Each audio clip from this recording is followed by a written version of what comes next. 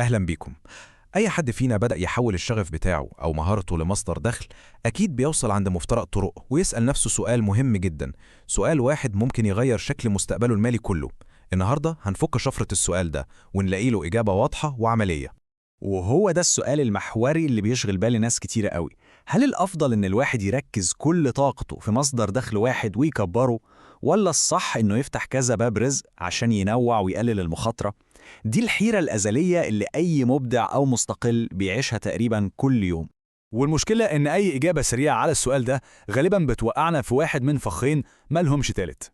يا إما فخ التشتيت وتلاقي الواحد طاقته متبعترة على 20 حاجة في نفس الوقت وفي الآخر مفيش ولا حاجة فيهم بتكمل، أو فخ الركود، إن الخوف من التشتيت يخلي الواحد يجمد مكانه وفرص نموه كانت ممكن تغير حياته تعدي من جنبه وهو بيتفرج. وده اللي بيخلينا نسأل بجد، هل فكرة التوسع دي أصلاً فخ لازم نهرب منه، ولا هي دي الفرصة الحقيقية للنمو؟ وهنا بقى بتيجي الإجابة اللي بتغير قواعد اللعبة كلها. الهدف عمره ما كان التوسع وخلاص، الهدف هو التوسع الذكي. ودي مش مجرد كلمة حلوة، دي طريقة تفكير وسيستم كامل بيحول فكرة تعدد مصادر الدخل من فوضى وصداع لاستراتيجية نمو محسوبة وبتكبر مع الوقت. طيب، تعالوا ندخل في الجد ونفهم إيه هو نظام التوسع الذكي ده، لأن دي مش مجرد خطوة بتتاخد وخلاص، ده نظام ليه قواعد وأصول لازم نمشي عليها. ببساطة شديدة، التوسع الذكي معناه إن كل مصدر دخل جديد بنفتحه لازم يكون بيقوي ويدعم المصادر اللي قبله، مش بيسرق منها وقت ومجهود. الفكرة إن كل المصادر دي تشتغل مع بعض كأنهم فريق واحد متناغم، مش جزر منعزلة بتتخانق على موارد محدودة. كلنا بنحلم بالحرية المالية وبنسمع إنها بتيجي من تعدد مصادر الدخل، بس في سر صغير الناس بتنساه: الترتيب والتوقيت. اللي بيفرق بين اللي بينجح نجاح كبير واللي بيفضل يلف مكانه هو إمتى وإزاي بيضيف المصادر الجديدة دي. طيب كفاية كلام نظري، إزاي نطبق ده على أرض الواقع؟ الحكاية كلها بتتلخص في 4 قواعد أساسية وواضحة جدا. اعتبر ال4 قواعد دول هم الخريطة اللي هتضمن إن أي خطوة نمو تكون حقيقية ومستدامة. القواعد دي هي: أولاً، ثبت رجلك في اللي في إيدك الأول. ثانياً، خلي كل مصادرك تشتغل لحساب بعض. ثالثاً، نوع دخلك مش وقتك. ورابعاً، خد خطوة التوسع وانت مرتاح ومسيطر مش وانت مضغوط. يلا بينا نمسك كل قاعدة ونفصصها. ودي أكبر غلطة وأكتر حاجة بنشوفها حوالينا، الحماس الزايد بيخلي الواحد يبدأ حاجة وقبل ما تقف على رجليها يكون نط على حاجة تانية، يعمل قناة يوتيوب ولسه بتقول يا هادي يروح يفتح شغل فريلانس، يسمع عن التجارة الإلكترونية يرمي نفسه فيها، والنتيجة مجهود ضخم متوزع على كذا جبهة وفي الآخر المحصلة صفر.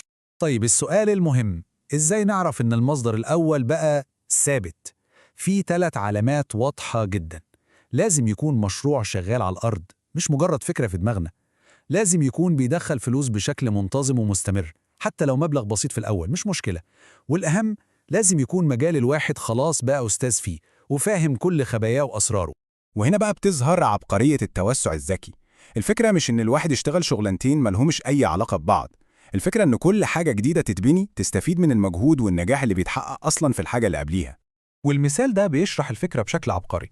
تخيل إن في حد عنده قناة يوتيوب بيقدم فيها محتوى قيم. المجهود اللي بيتعمل في المحتوى ده بيبني أهم أصل ممكن الواحد يمتلكه، وهو الثقة. الثقة دي هي الأساس اللي نقدر نبني عليه مصادر دخل تاني. ممكن يجي منها عملاء فريلانس، أو ممكن نبيع للجمهور ده كورس، أو حتى نكسب من التسويق بالعمولة. بكده المجهود واحد بقى بيفتح كذا باب رزق. ودي بقى نقلة في طريقة التفكير لازم تحصل. الهدف مش إننا نشتغل ساعات أكتر، يعني مش بدل 8 ساعات نشتغل 12 عشان نزود دخلنا، لا.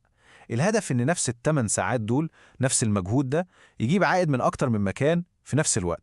الجملة دي بتلخص كل حاجة. الفكرة كلها في تعظيم العائد على المجهود اللي بيتبذل، مش زيادة المجهود نفسه. الموضوع كله شغل دماغ مش شغل عضلات.